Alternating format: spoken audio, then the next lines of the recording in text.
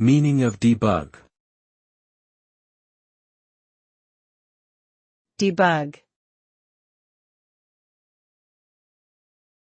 Debug. Debug. Debug. Debugging is the process of finding and resolving issues or errors in software programs.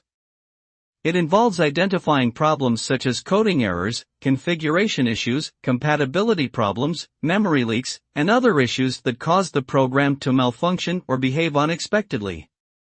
The goal of debugging is to identify and resolve these issues so that the program can run smoothly. Debugging is an important part of software development, as it ensures that the software functions correctly and meets the needs of users. Without proper debugging, a software program may not be reliable or perform as intended.